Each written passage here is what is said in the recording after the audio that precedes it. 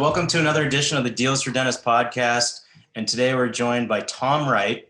He's the VP of Sales and Marketing at Orthodent Laboratory, or also called ODL. And you're zooming in from Buffalo, New York. Is that right? That is correct, Dr. Eric. We are right in Buffalo, New York, kind of close to downtown. We moved probably about 2 years ago now from the suburbs. You know, Buffalo is one of those Rust Belt type of cities.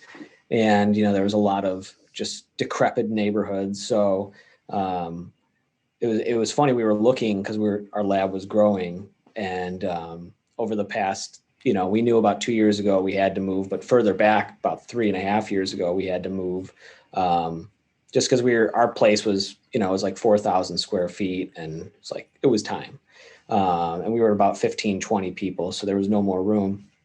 So we're looking at all these places in the suburbs. They're all very bland type places. You know, Amherst, New York is one of the suburbs, like one of the safest suburbs in America. And they were nice, but it just wasn't very, you know, us. So we knew a developer and we wrote an email to him.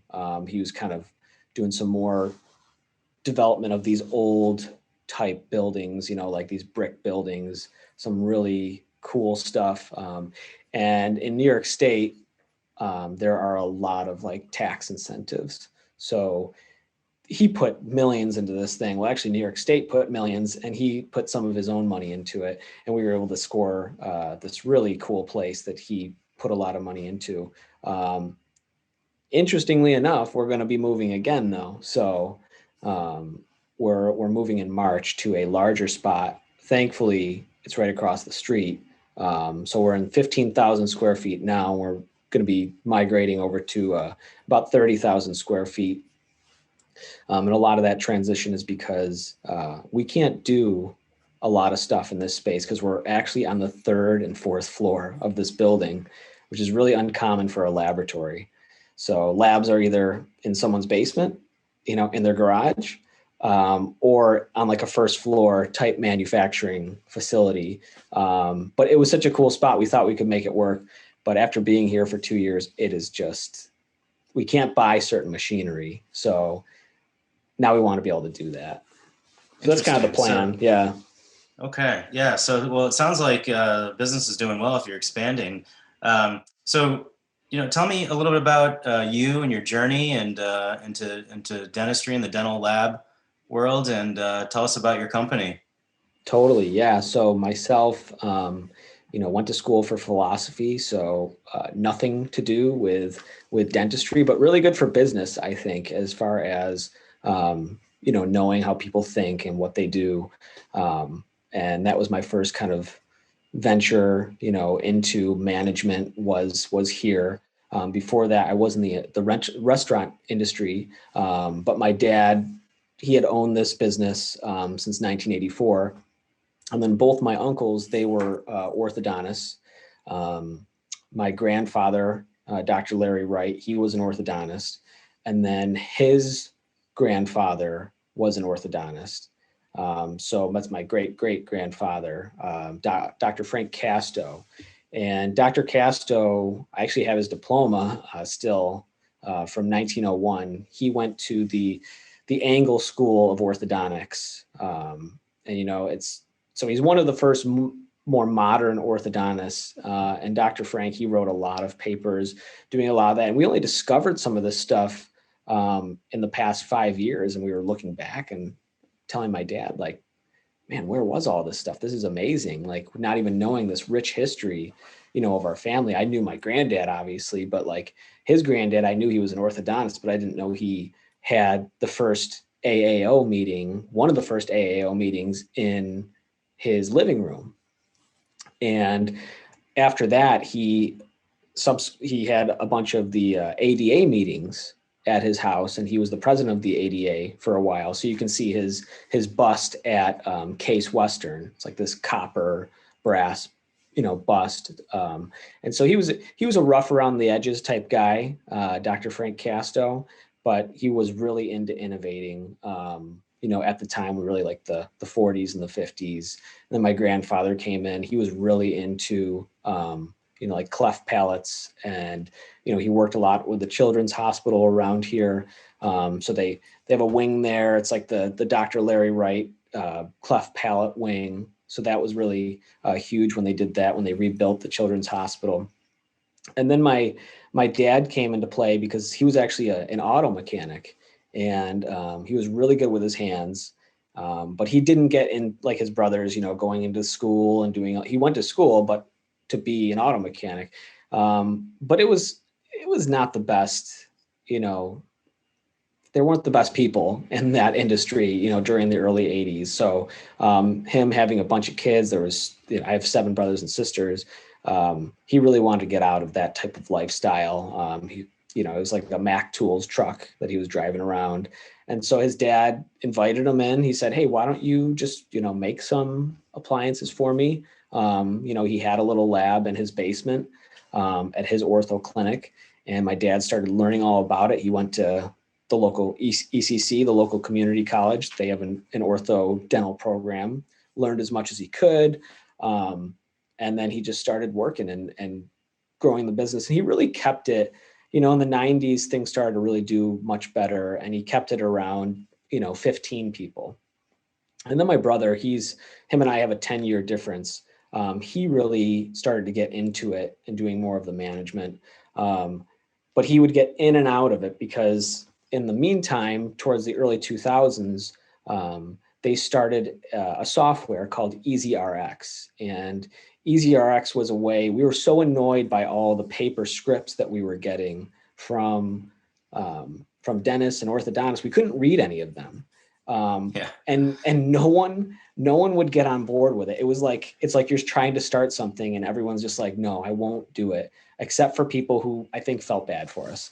And so they started doing it, and now it's they ended up selling the business. Maybe it's like 5 years ago now to a guy named Todd Blankenbecker, and he was a big Dolphin guy over at the practice management software there, and so we use it like a ton. That was a huge aspect of everything we did, EasyRx, but now that's not part of what we do. And it allowed us to really focus on the lab. And I think that was almost like a distraction at the time, but a much needed distraction because there was a lot of issues with receiving scripts. And so about 3 years ago, my dad, actually about 5 years ago, he had started thinking about, I have to get out somehow, because 20 years ago, he decided he had a real passion. He's a Roman Catholic, and he had a real passion for radio. So he started all these Catholic radio stations across the entire Northeast.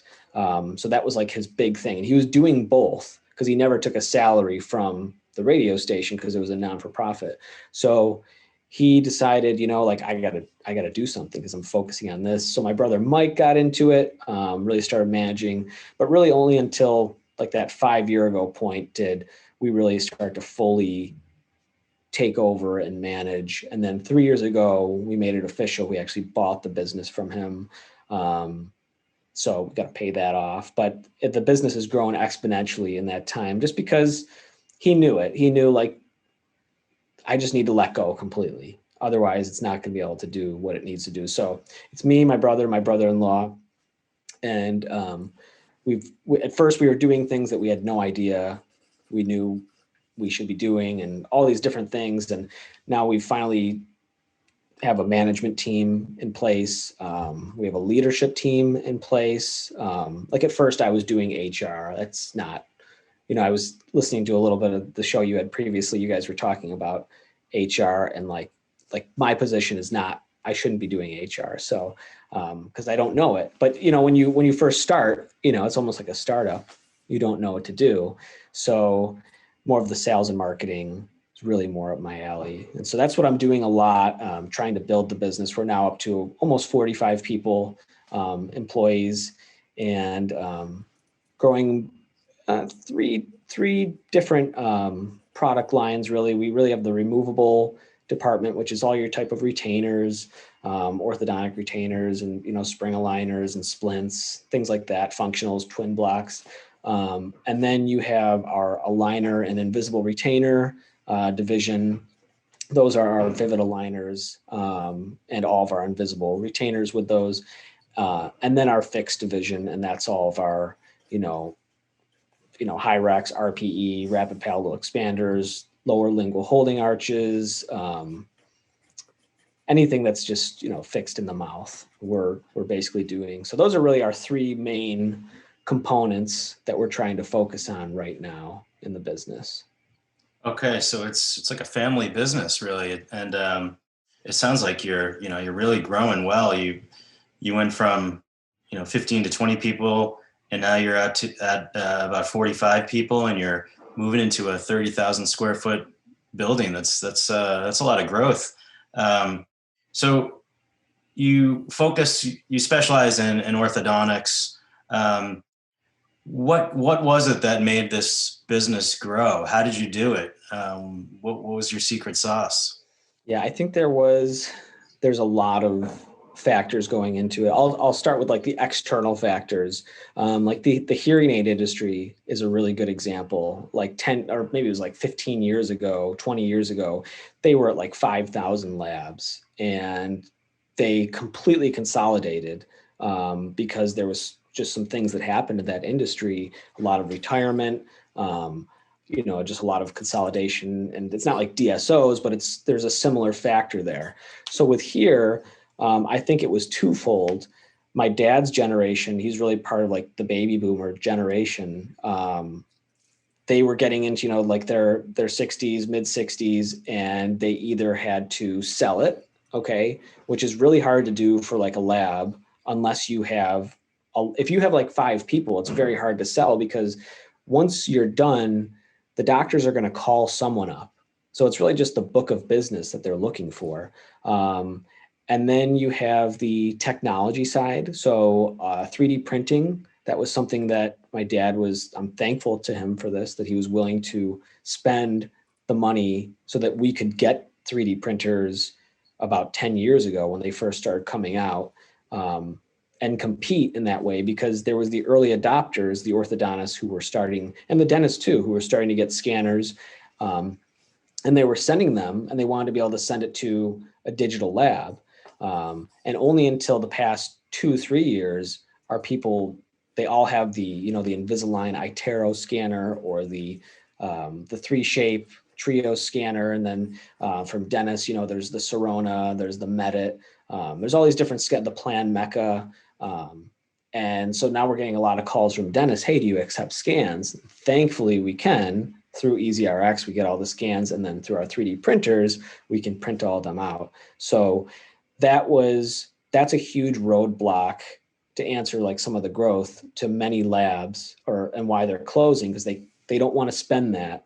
And a lot of them, yeah, like it might be like 3 people, and it's like, I'm not going to invest in that. Like I'm ready to retire. So the consolidation with the labs is huge. And then sadly, the last part, which I'm not like a huge fan of, obviously no one is, with COVID and everything that's happened there. A lot of labs have shut down due to that. Thankfully, a lot of it was people who, from just like industry knowledge, who were going to be retiring anyways. They just decided now is the time. I'm not going to wait a year or two. It's too crazy. So was 3D printing and maybe also the EasyRx, were those the game changers? I'd say those were the game changers. Doing a lot of digital marketing as opposed to trade shows. A lot of our competitors were, and they're big. People know who they like. Like Great Lakes Orthodontics and big guys like that. Like they're really going to, and we go to trade shows as well. But I think we started in that digital marketing with our new website about 6 years ago, and just felt like, with Google SEO and, the new website, ads, wherever we can, try and get them. That's helped a lot. So I would say, yeah, the new technology with the 3D printing, and just be able to digitally market, our brand. You definitely looks like you have a brand. Like your office or lab is like, it's colorful. It's like this nice wide open space. Your video is really slick and hip. the website as well. So was that all kind of factored in together that this is going to be our brand? And instead of sitting, at that trade show for 3 days and trying to talk to every dentist that walks by, we're going to focus more on website, video, and the digital side of things. Yeah. It's such a niche that it was like, I mean, I don't mind being denied, like constantly by dentists walking by and orthodontists walking by, but it's definitely not as fun as being able to just, let's put the dollars here and let's create a solution for people, and sort of like that, like that brand, that special brand. And that was all part of the colors, why we moved to this place. Everything from, like we were talking about the video, like that's part of the brand. Like it has to be all inclusive. Otherwise, people think that like I said, most labs their branding is blue and white, and they're in a basement, and nothing's necessarily wrong with that. But the issue is these are like medical devices going into someone's mouth. And so when we started getting serious, we got our FDA clearance, like for our aligners, to be able to say, like, it's not a badge of like, hey, you did it. It's just a clearance. It means you're cleared to do this.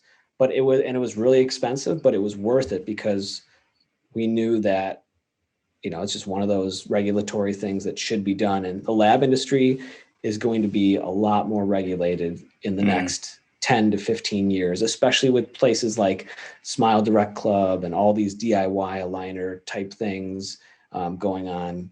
And I'm not for like massive regulation, but I think that when there's such under regulation, like in this industry, because they're never going to question like the dentists and the orthodontists, because that's how the FDA looks at it. Like they have the degrees, like they know what they're talking about. But the labs making the products, like I don't have a dental degree, so we should be, and it's going to only elevate the product for, our providers, clinicians. So that's an FDA 510K. Can you explain what that is? Is that FDA for your facility or for your materials? It's for everything related to our clear aligners. So the FDA, it's a class 2 medical device, aligners are, and all other, orthodontic appliances, except for like sleep appliances, like you have to get your FDA clearance for sleep appliances. But what people do is they call them like splints with, they change the names.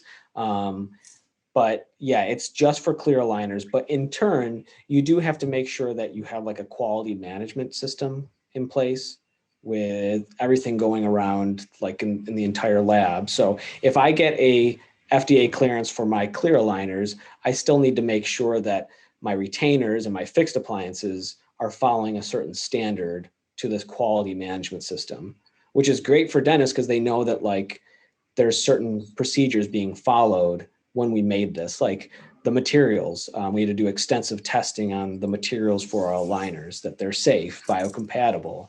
They're not going to hurt you, when you put them in your mouth.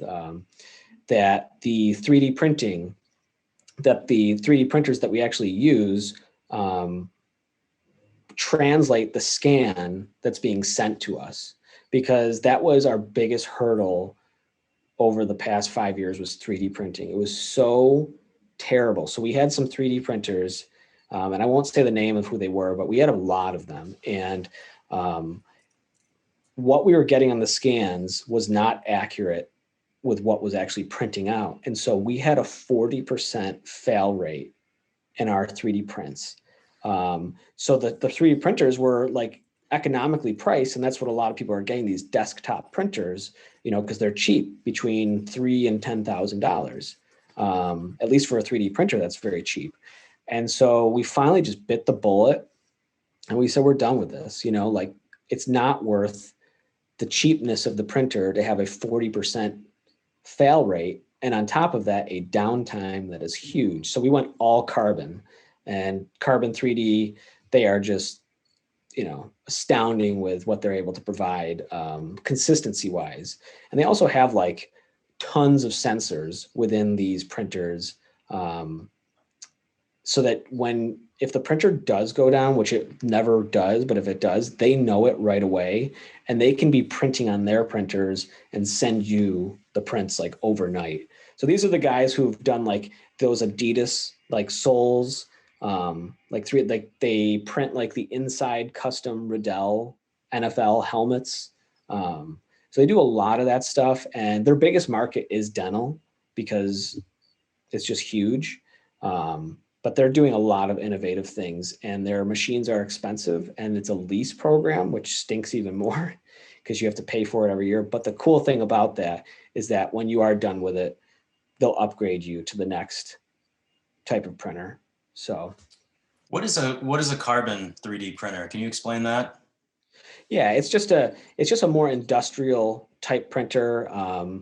It's a digital light synthesis type printer. So what it has is it's a projector underneath the print like tray that's shooting that image onto the print tray. And then they have this special technology where like, I don't really even know because it's like proprietary, but it's like this layer of oxygen so that you have this consistency as the print is rising.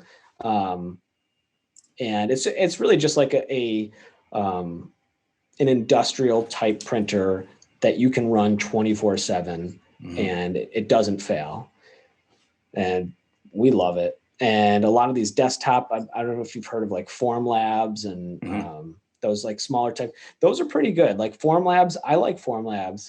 The only issue with Formlabs is they take a long time to print. So for like a lab setting, that can affect your turnaround time to tell like your doctor, hey, our turnaround time's like 10 days as opposed to 8 because I have to wait 8 hours for my print to be done. Right. So if you're doing stuff in office, which a lot of orthos and dentists are now, it's not that bad. But if you're outsourcing to a lab, you definitely want to outsource to one with, a more reliable printer. How quickly does yours print with the industrial carbon 3D printer? Depends what you're printing. So if you're printing like something like a little model here, that would be about a half print. If it's a full model, you're looking at about an hour to an hour and 20 minutes. So how many can you that are faster, but so we can print between 8 and 12 models per printer. And so we have 4 of these carbon printers right now. We're looking to maybe update to their bigger printer, which is like you would give back the other printers and you'd get a bigger one. And then that can print like 60 to 70 at a time. So it's more efficient than having to clean it each time. What does one of these bad boys go for?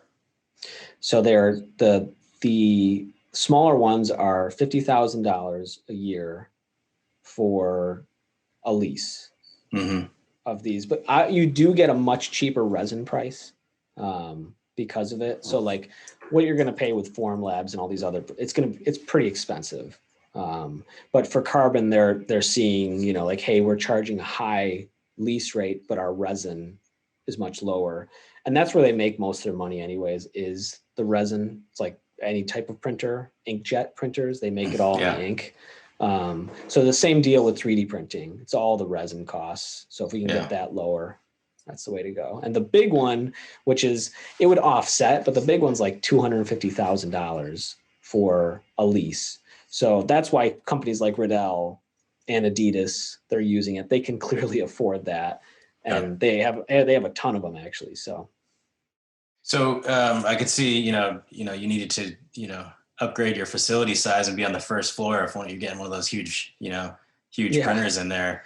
Now, so is carbon the name of the printer, or is that like the style of the printer? Is that that's the name of the printer. That's the name of the company. Okay. Yeah. They're in they're outside of San Francisco. So in Silicon Valley. And Joe DeSimone, he was the CEO, and he did like a really famous like TED Talk. If you just type in like 3D printing TED Talk, and he came out, it was like a brand new way. He was the first person to like actually print things super fast. So before that, like when we first started, we were using like the Stratus printers. They're objet printers, and they have, it's like a layer type printer. So it just prints layer and then it cures, and then layer and cures. And those were taking 14 hours for about 10 to 12 models. And so I would put prints on in the evening and just come back the next day. Yeah. And that's how it would be. And you'd have to clean them all off and everything, like with a hose, because they have like the support material on them. But it's come such a long way, that so much better than it used to be. So what's your, you were having 40% fail rate. What's your fail rate now? Probably less than 1%. Wow. So, and that's yeah. because of the carbon technology that they're using. Exactly. So, I mean, like in a dental office, I'm sure it's the same as a lab, redos are a killer.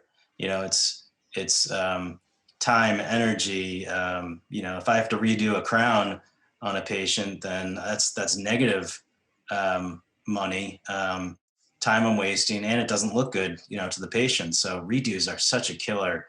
It's got to be the same in a lab. I mean, every minute of our time is valuable, and if you're redoing something, it's such negative work.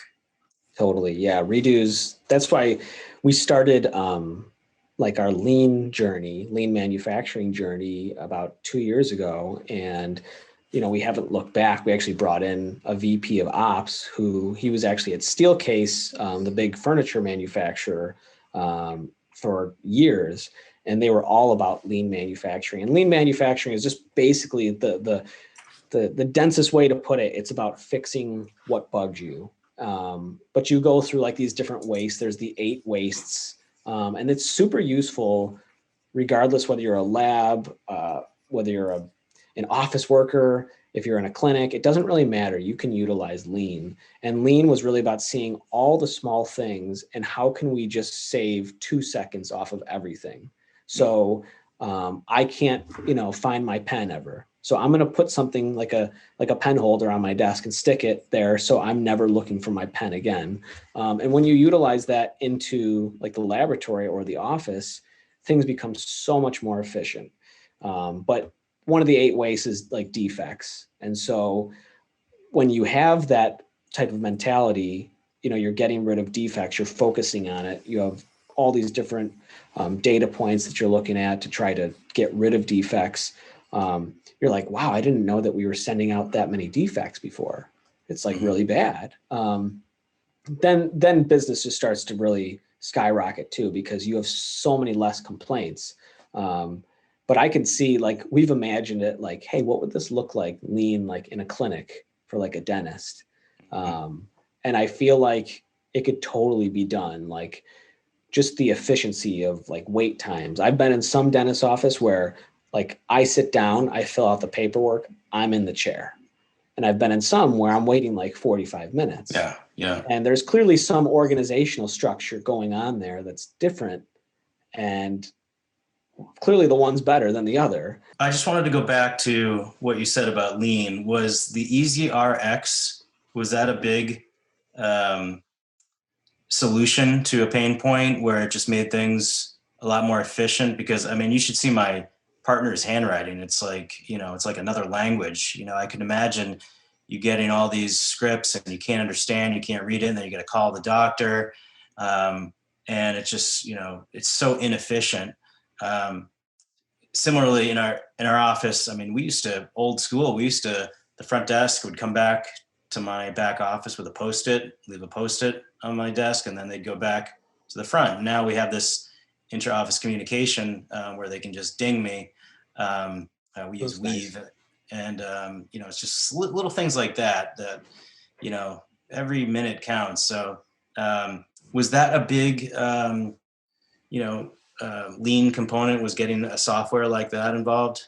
Yeah, that was huge. That was our first lean component before we even knew what lean was. It was just more of like innate, like this is really annoying us. And we still when we onboard a doctor, we now have to train them. Like we'll do an hour team viewer session with them to help them understand the software, because we don't want to like leave them hanging. So we've had it was before where you'd have like a stack, maybe from one office, 10, 15 cases. And this is, true story, where we can't read the script, but then we call the office and they don't even know who the patient is. And so these cases are just sitting there and no one knows who it's for. And it just becomes a disaster. So then convincing them, hey, it's going to take you 3 seconds longer. Just type out the name, on the form, and then you're going to have it there forever because it saves all your scans. It saves your prescription. We don't have to photocopy your prescription for data. If we have to look back 7 years from now at what, John Doe had. So that was huge. That was really huge for us. So tell me about Vivid Aligners, because on Deals for Dentists, you have a promo offer of get your first case for 50% off, which is a $300 value. What is Vivid Aligners? Is that your own personal clear aligner material? That's correct. So it's not our clear aligner material. It's our aligner though, like our brand. So yeah, we just, it's your typical aligner. Aligners are becoming more of like a commodity, like you can find them pretty much everywhere if you want, but we've been doing aligners for about 10 years and we really got into them because my uncle, being an orthodontist, he was actually one of the top 1% Invisalign providers in Western New York. And so we were able to learn a lot from him. And he still trains us to this day on the setup, because when I think about aligners and when I think about Vivid and any other aligner company, we're really just a plastic company, a company that provides a solution to move teeth. But the artist is the clinician, it's the dentist, it's the ortho. And as we started to do this more and more, we realized, it's not just orthos who can do this. It's dentists who can do this as well, because it's not that difficult to do simple cases, 5 to 15 aligners. And it's a great revenue stream for dentists to do it.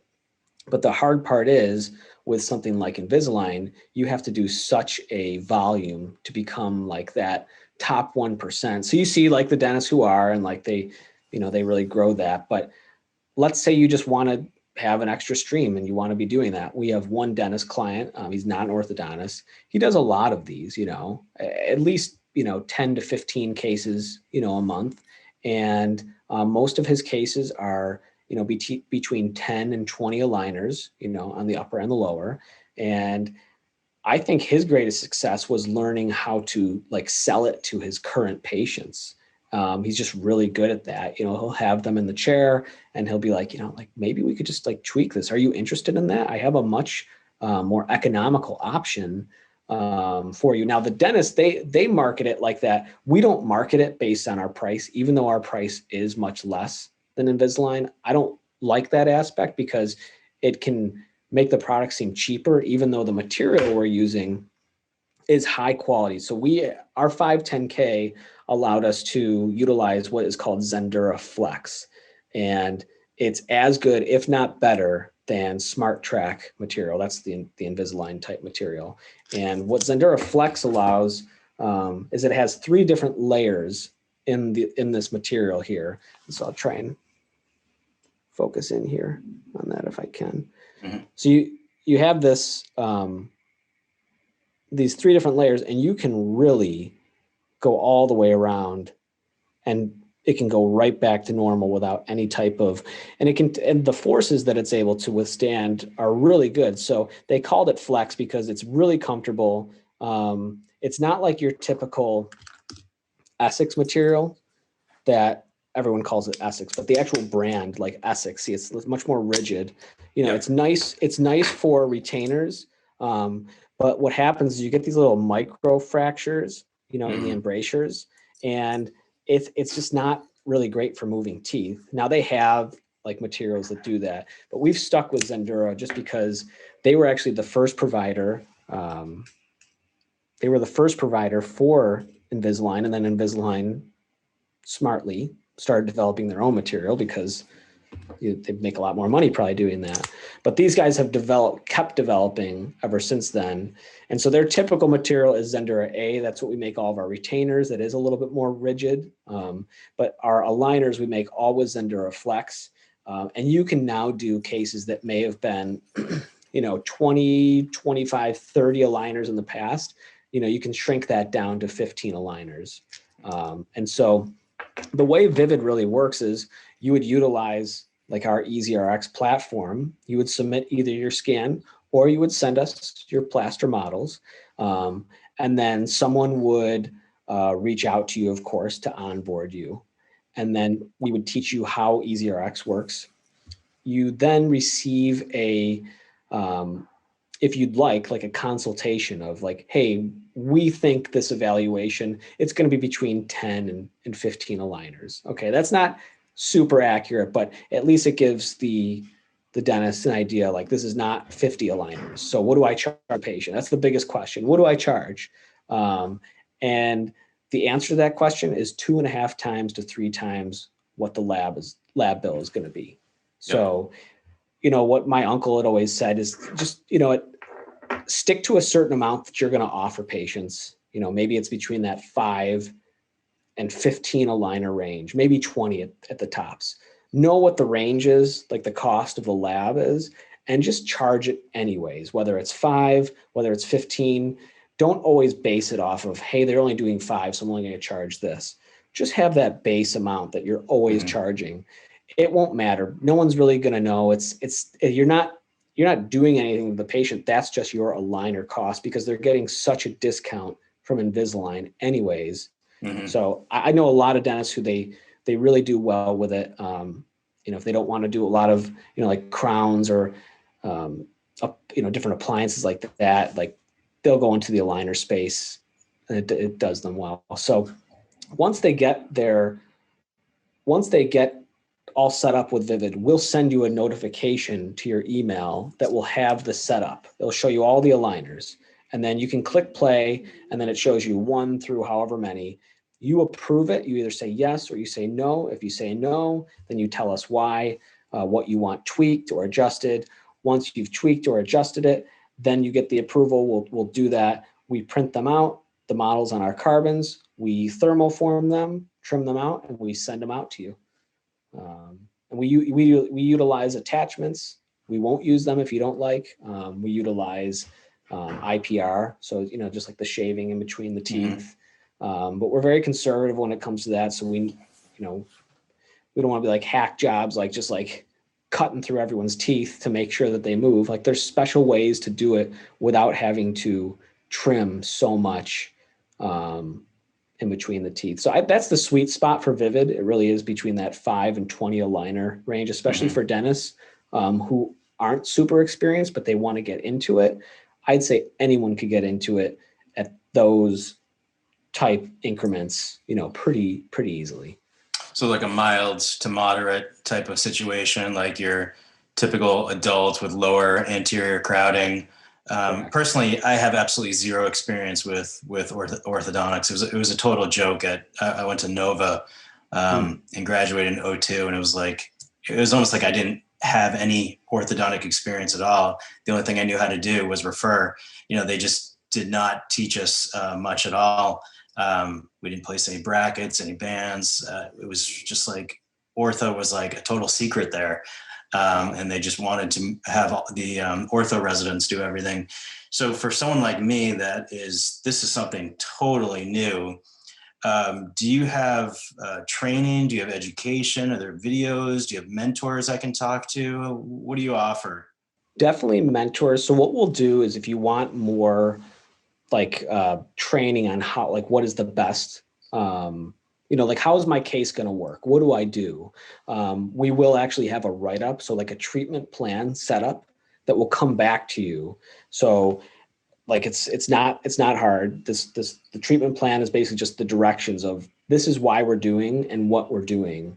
And that is reviewed by an orthodontist himself. Now I do know other services, and this is not a plug for them. It's just because we know them, and I think it's actually an interesting service. It's called OrthoBrain. It's a Dr. Dan Gurman. And what he does is he charges a fee to dentists to do all of their ortho treatment planning. So we know dentists now who are doing orthodontics, but not just doing it. Like it goes through this OrthoBrain portal, and then they do all the treatment planning, and then you're basically treating, patients with orthodontics through an orthodontist and being able to collect that type of revenue, which is really interesting. And I think he's really blowing up now. But we have dentists who go through him as well, and submit cases to us. If it's simpler stuff, nothing wrong with submitting stuff right to us. We can help you as well. Yeah, I would personally, the biggest fear for me is what if it doesn't go, according to plan, and if I'm stuck having to refer the case to my orthodontist next door. That's always my biggest fear. But I guess case selection is so important in the beginning. Totally. And to just stick with adults at first, and try not to pick any crazy people when you're starting out, unless you want to have you said have a fixed fee. Then there's the crazy person fee, which is 10 times the amount of the lab. Yeah. So 2 levels: regular fee and crazy person fee. So I really I have no orthodontic experience. I heard though that the patent for Invisalign ran out. Can you explain what happened there and what's going on with that and how that's changed everything? There's a lot that's happened with that. You could talk for hours on it, but there was so many lawsuits. Basically, Invisalign had a patent on tooth movement software. Mm-hmm. And what you were able to do. Now, a lab was always allowed to suck down or thermoform aligners in a small, way, as long as they're not marketing it. Because if an orthodontist or a dentist writes a prescription that this is what they want, they're allowed to prescribe that to a laboratory. So we were always doing it in a very small capacity, but we weren't marketing it at all because that was part of we couldn't do that we were using tooth movement technology via the computer. So what we used to do is you'd cut the teeth out and then you'd manually move them, you'd dupe it in silicone, and then you'd do that. One case would take us hours. And now it doesn't at all, but that patent is now up. And they've gone to court multiple times against 3Shape and, Smile Direct Club and all these different companies to kind of revamp that. But it's now up, it's open. Anyone can move teeth. That's why a lot of doctors, orthos, are moving teeth in their clinics now with software. And what they'll do is if they don't want to print it, they'll send it to someone like us. They've already done the movement, so they know it's going to work. And they'll just send us the models. We'll print out the models. We suck down the plastic and send it back to them. The other cool thing is once people get used to this is people are now sending it direct to patient. That's a huge barrier, because Smile Direct Club's charging so little, $1,800 to $2,400. And so orthos and dentists are how do I compete with that? It's don't see them as much. And don't do super comprehensive cases with those, but offer both, because these are people you wouldn't have gotten to begin with. So why not get those people too? Yeah. Yeah. Well, I feel like a lot of those do-it-yourself, they're going to end up back in an orthodontist anyway, because there was no supervision anyway. So I feel ultimately that it's, I know orthodontists that were nervous about it, but I still think that those patients are going to end up back in an orthodontist's office to have them fix the case and do it the way it's supposed to be done.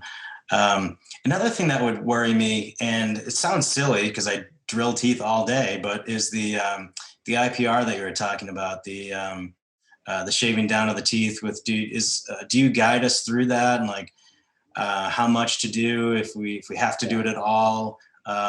You would get an IPR. You'd get an IPR sheet, a direction as to how much IPR you would do and at what point you would do it. And we would reference you to the like actual IPR sheets, or they're like these little strips that you can buy. You can buy them at a lot of different dental vendors. And basically they're just different sizes, 0.02 millimeters, 0.03 and 4, and goes up. But those are the most common, 0.1, 0.2, 0.3. And that is the safest way to do it. It's these little strips you just put in between the teeth, and it's already the predetermined, size, and you just shave it as much as you can. And it's not going to shave more because that's how big the actual strip is. Now, when you get a little bit more dangerous / advanced, people are using the like the discs and going in, but that's definitely a little bit more aggressive. I do like the strips, and you would get something backwards. Say at aligner 1, before you even put aligner 1 in, you're going to IPR between the 2 centrals and between the upper laterals 0.2. It's just a common type. There's a lot of crowding, so we need to do that. But then you're going to have the patient back in at aligner 6 or 7, and you're just going to do a little bit because the teeth have now come in and now they're hitting again. So we need a little bit more right here. So maybe another 0.1 millimeters of IPR. And it's a good opportunity to see the patient again and check their progress if they're tracking. So we would say no to anyone and guide people through if they were brand new, and say, hey, this is probably not a good case at that evaluation stage before we even did the setup. Like this is not a good case. Like there's all types of bite issues, like they're class 3 or class 2 or whatever, like we would call you up and say, this is not good. You should refer this up. But there are so many cases where it's just a tooth. Like, and you have to be able to see that when you're at the chair, like, hey, this is really simple. Your bite's really good. You just have a little bit of crowding or a little bit of spacing. Let's close that up. It'll take, 10 trays, take 20 weeks and you'll be out. Yeah. And it's great to set up some cosmetic, if you're doing veneers or crowns, to try to straighten the teeth first and then do the restorations. Now, is there a way with your software where I could show a patient how they could potentially look? Do you have that? Yeah. So you can't, there's no way to do it. I think dental's a little bit further ahead with this, with like the veneers and kind of like before they even get them, you're able to like show them. I don't know if you've seen that, but it's pretty cool with like some of the 3Shape software. But ours, we would send you a setup, and that wouldn't be until like after you submitted the case to us. And you could potentially email that or text that to the patient, or you could have them come back in and show them what their teeth are going to look like. Okay. So now that's just a way to do it. Have you noticed a difference in accuracy when someone sends you a model or a polyvinyl or versus a digital scan? Yes. Now the PVS impressions are definitely the best for this. You want that because they last. So some people do a really good job taking those, but ideally like the scan is the best way to go. I mean, you're getting the best. We've treated thousands of cases with the PVS impressions and they've been successful. So I'm not to say that those aren't, they are great. But if the scan's just, it's perfect. And if it's not, you can clearly see that it's not right away. You don't have to pour it first with plaster and see, oh no, it's not good. Yeah. Now, are any scanners that you find work better than others, or are they all pretty much nowadays on a level playing field? They're getting pretty level. I mean, the iTero Invisalign scanner, while it being the most pricey, it is pretty awesome. But I know that the Korean company Medit, they are really like, there's orthodontists now getting those because it's so much cheaper, but you're getting the same level of quality. iTero will always be more convenient for people because they might be submitting to Invisalign as well. So they want to have that ability to do both. But if you're aligner agnostic and you don't care, and you're not submitting anything to Invisalign, probably the Medit is the way to go from what I've seen. I know we have a few doctors who use the Plan Mecca. That was a little finicky. They weren't they were trying to get us scans and they weren't super happy with it. The most trouble I've had is like the Sirona scanner. People are just confused because you have to call up Sirona and then you have to ask them for permission to download the STL files from them. And sometimes they give permission or sometimes they don't. I don't know. I'm not super privy to like the dental world as much either. But I just know that I had to go through some hoops to get some of the scans from that. Not impossible by any means. We did it, but it was just not as easy. Yeah, Sirona I've heard is more of a, they're a little more closed than some of the other scanners that are more open. Totally. So, and what's the new facility going to look like? Because your current lab just looks like a super cool place to work. Looks like it's got a nice like coffee machine and lounge, like to entice those young millennials to go work there. What's the new facility going to look like? Very similar. It's actually the same developer right across the street. So that's pretty cool. It's going to have the brick all along it. It was actually, they had to redo the entire ceiling. So the ceiling's all wood because they had the New York State money to do that. So it's a beautiful new ceiling with all these windows. We're going to get some plant walls up there. Like before we had all these like plants, but we're actually going to have like plants on the walls. Get some graffiti up there. We're going to have a couple murals drawn by some of these local artists who do just a great job. It is a 2-floor type of facility as well, but upstairs is only going to be the offices now. And then the first floor is really just going to be all production. What it's also going to allow for us is there's a huge garage door. So it's also going to allow for us to automate with certain things. So bring in automated machinery, which we couldn't do before. Like the carbon machine, I can't bring it up the elevator. It's huge. So this will allow us to do that. What's your training process? We'll take a video of it though. Oh yeah, you got to have a video. Yeah, I mean your video for your facility now is super cool.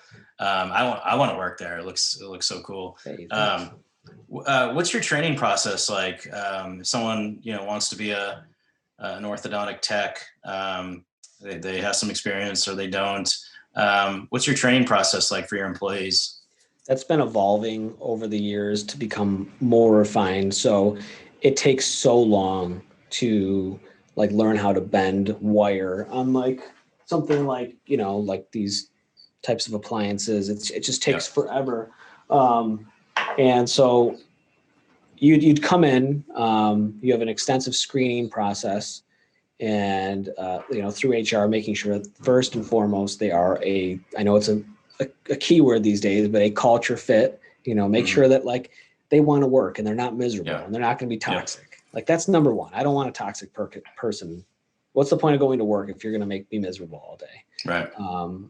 And so that's first and foremost. Then once they come in, you would have a trainer and they would work with these employees for at least 3 months before they're fully on their own, fabricating these appliances. Some of these procedures much quicker because we do a lot of specialty work. That is, some of these you're not a real expert for 2 to 3 years. It's like if you're, a classic, denture, you're making dentures, like that's like an art. But now with all the 3D printed dentures and stuff, it's changing. So it's the same exact thing in ortho. There are some things where you're able to come in and do it after a week, and some things that take years. And that's really just you take an expert in the department, and then they are their mentor throughout, the next months of making sure they just repeat it until they can do it. Yeah, just do it over and over again. Yeah, well, that's great. It sounds like you guys are, you're doing well. You guys sounds like you got it all together over there. So Tom Wright, VP of Sales and Marketing at ODL, Vivid Aligners. You can go to Deals for Dentists to find their promo offer. Get your first aligner case 50% off, which is up to a $300 value. Tom, thanks so much. And is there any last words of wisdom, any nuggets you want to tell out there for those young dentists that are interested in learning about clear aligners? Yeah, totally. Thanks for having me, Dr. Block. don't be afraid to innovate, to do new things, especially with clear aligners. It's not as hard as you think, especially these small cases. It's pretty straightforward and simple. And we'd love to, get a call from you and we can walk you through the whole process from step one to the last step. And then, form a great relationship. Awesome. Tom, thanks so much. Hey, thanks so much. Really appreciate it. Have a good one. All right. I'll be in touch. Take care. All right. Sounds good. You too. Bye-bye.